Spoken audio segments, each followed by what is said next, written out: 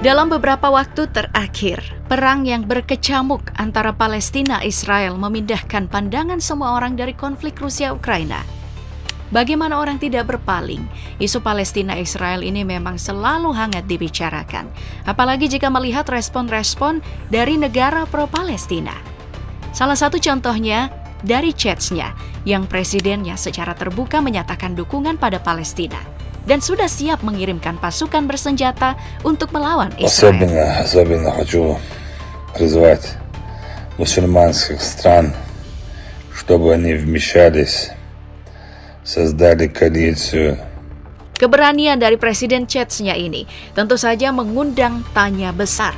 Seberapa kuat militer chats-nya jika dibandingkan dengan Israel sampai berani menantang secara terang-terangan?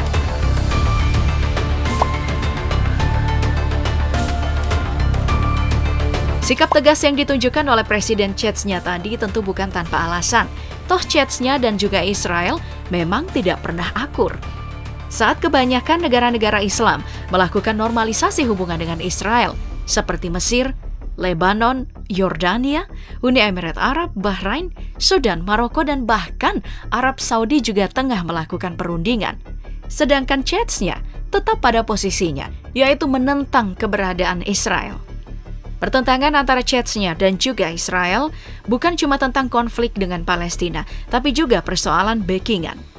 Perlu diketahui, kalau chats-nya ini adalah negara yang dibackingi oleh Rusia, sedangkan Israel kita tahu kalau mereka ini dibackingi oleh Amerika.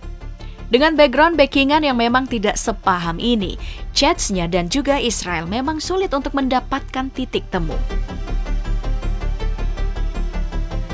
Melihat kedua negara ini memang memiliki persentase konflik yang luar biasa tinggi, tentu menarik untuk membandingkan kekuatan militer yang dimiliki oleh chats-nya dan juga Israel. Siapa sangka, meski memiliki keberanian karena menantang Israel secara terang-terangan, chats-nya ternyata memiliki kapabilitas kekuatan militer yang sangat minimalis. Dari data yang didapatkan, militer chats-nya hanya berkisar mencapai 40.000 personil, sedangkan Israel bisa mencapai 646.000 personil. Perbedaan jumlah ini tentu saja membuat militer chats-nya terlihat sangat kerdil. Jika kita berpindah membahas alutsista perang yang dimiliki, perlu diketahui kalau chats-nya sama sekali tidak memiliki alutsista angkatan laut dan hanya memiliki alutsista angkatan darat serta angkatan udara saja. Dari segi jumlah, chats-nya kalah telak dari Israel. Apalagi Israel itu punya teknologi alutsista yang jauh lebih canggih ketimbang chats-nya. Contohnya saja, tank Merkava 5 Barak, tank terbaru Israel yang dianggap sebagai salah satu pemuncak dalam teknologi tank masa depan. Dengan melihat data berikut sudah jelas, kalau angkatan darat dari chats-nya jauh tertinggal persoalan jumlah alutsista.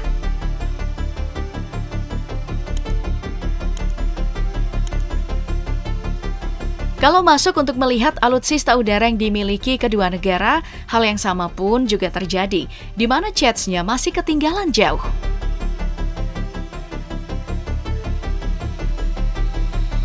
Lalu pertanyaan berikutnya yang timbul adalah, kalau kalah secara jumlah dan juga teknologi, kenapa chats-nya masih berani?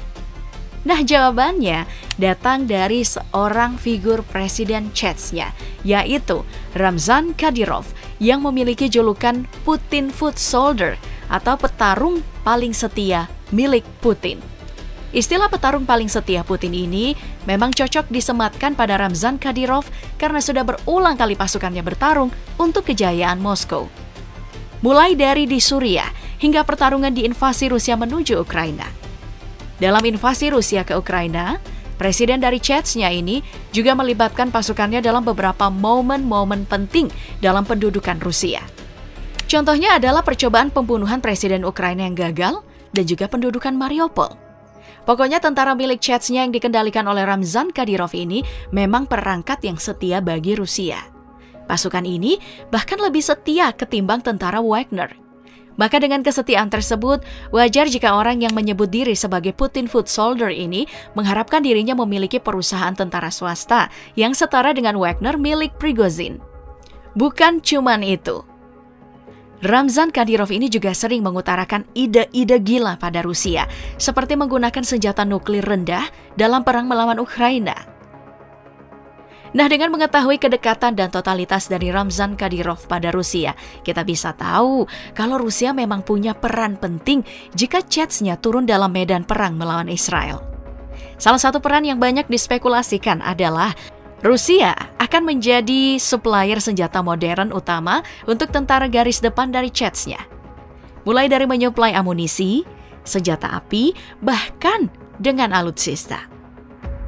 Selain dengan memanfaatkan kedekatan dengan Rusia, tindakan Ramzan Kadyrov yang berani menentang Israel secara terbuka juga bisa menjadi tali utama yang merajut koalisi negara muslim yang menentang Israel. Contohnya seperti Iran, Yaman, Afghanistan, Suriah, dan juga Arab Saudi yang sampai sekarang menolak normalisasi hubungan dengan Israel yang diusung oleh Amerika Serikat. Nah, jika koalisi negara muslim ini benar terjadi, maka chats-nya akan membawa perang terburuk bagi Israel karena mampu menghadirkan negara sekuat Iran dan Arab Saudi serta Rusia sebagai supplier senjata utama. Dari apa yang dibahas, ada satu hal yang sama-sama kita ketahui. Kalau chats-nya memang tidak bisa bertindak sendirian dan harus mengandalkan bantuan negara lain untuk melawan Israel dalam perang terbuka. Hal ini juga bukan cuma soal kemampuan militer seperti jumlah personil dan alutsista, tapi juga persoalan geografis. Secara penampakan, lokasi chats-nya menuju Israel bukan akses yang mudah karena hanya bisa diakses melalui darat. Untuk ikut serta dalam perang membela Palestina, setidaknya tentara chats-nya harus sampai di Suriah yang merupakan negara sekutu dari Rusia. Sayangnya untuk sampai di sana mereka harus melewati Turki dan juga Georgia yang merupakan sekutu dari NATO yang sekarang tengah maju mundur untuk menentukan sikap pada konflik Israel dan Palestina. Dengan kondisi geografis ini tentu sulit bagi chats-nya untuk mencapai Suriah sebagai pintu masuk dalam konflik Israel dan juga Palestina. Salah satu cara yang paling efektif memang menggunakan bantuan Rusia yang bisa mengangkut pasukan chats-nya menggunakan pesawat kargo militer Antonov AN-124. Jadi bisa dibilang keterlibatan chats-nya sangat bergantung pada keputusan Putin. Nah, menyinggung nama Putin di konflik Israel-Palestina terbaru, siapa sangka nama dari Presiden Rusia tersebut mencuat ke publik sebagai peace broker. Menurut pasukan Hamas, Rusia bisa menjadi mediator yang baik pada konflik yang sekarang terjadi, karena Rusia memiliki hubungan dekat pada kedua belah pihak. Permintaan dari Hamas untuk menjadikan Rusia sebagai peace broker ini memang hal yang wajar, karena kita tahu kalau Amerika yang jadi penengah tentu akan sangat berpihak pada sekutunya Israel. Jadi semua keputusan ada di tangan Rusia. Apakah akan menjadi api yang membakar perang Israel-Hamas menjadi makin besar dengan mengirim pasukan chats-nya? Atau bisa menjadi air yang menjadi mediasi kedua belah pihak?